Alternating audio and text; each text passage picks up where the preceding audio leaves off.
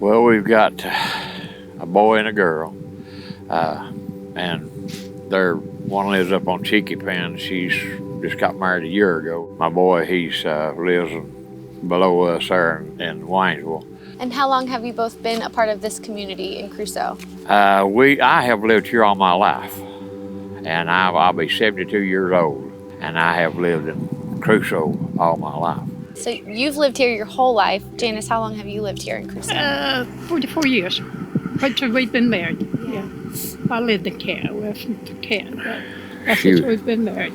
She was born and raised in Canton. Yeah. She's an old city girl. City girl. And we finally bought this house up here, and we had it right at 16 years. I was at home. My daughter called and asked if I come out and pick up our grandson at the church. Her land had a landslide in the driveway, and she couldn't get out, and the buses couldn't get out there. So I got in the van, drove down to the church. I left my babies at the house, my fur babies, and I kept watching the road. The water kept getting up, so I pulled over to the community center down here and got out. And I walked up the water to the fire department up here.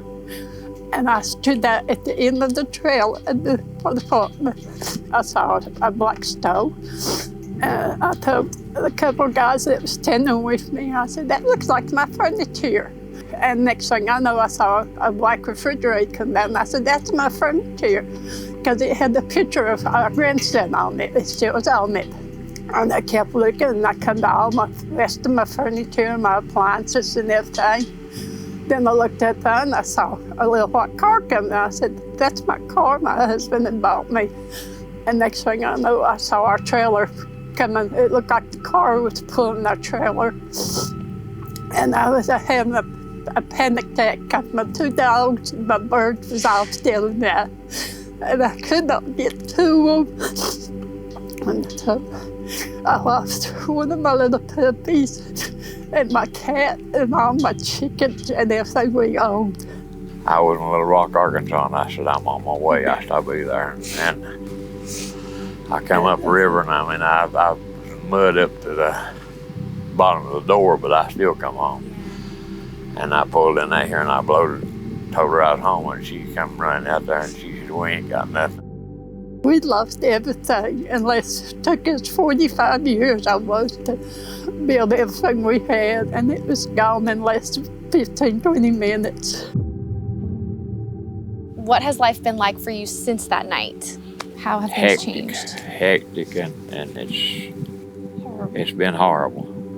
I mean, we get thinking back all that we have lost, and I mean, personal things can be replaced. What I call memento things, you know, as they're gone, we'll never be able to find.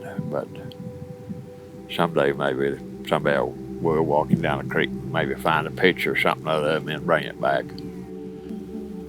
So since that day, have you found a place to live?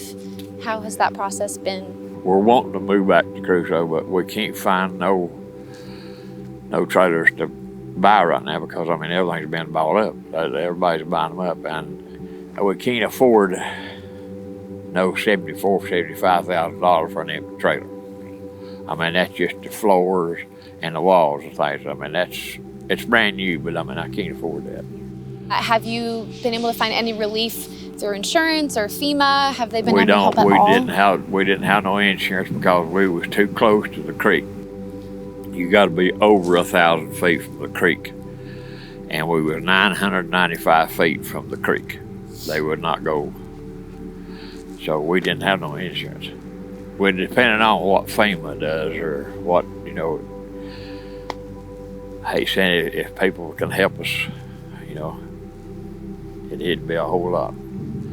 But we're surviving. God's letting us survive. He's bringing us through it. I've learned that there's a lot of people that are good that other people don't realize that, you know, you've got neighbors that are real close to you that you don't realize until something like this happens. You have shared with us just all of the things that you have lost. This experience that you've gone through has been so hard. And we at Biltmore Church just want to help you in any way that we can. So the first thing that we want to do for you, we know that you lost some beloved animals. They can't be replaced. I know they were part of your family, but something that we do want to do is plant a tree, and we have a plaque made in Elvira's honor that will be put out just in her memory. We know that she was such a special part of your family. So that is something that we want to do for you. Additionally, you have been working so hard. I know every paycheck that you get is going straight towards furnishing your home that you're in now and hopefully for your future home. And that has been a sacrifice for you. And so we also want to come alongside you and finish furnishing every other piece that you need for your house. We want to do that for you, provide all the other pieces that you are still in need of. And speaking of the home, you are renting right now, and I know that the home is a place of security, comfort, and material things. Like you said, it can kind of feel meaningless when you don't have a permanent place to rest, to call your own. And so we have actually bought you a brand new home, and it's going to go on your property, and it is all paid for. The installation, everything is covered. You guys don't have to worry about a single thing.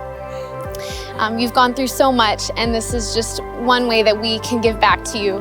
And we're so honored to do that. You are a vital part of this community here in Crusoe, and we want you to know that you're so loved, you are so cared for, and we're so thankful and honored that we get to be a part of helping you guys get back on your feet. Yes, So, thank you. yeah, I'll give you a hug.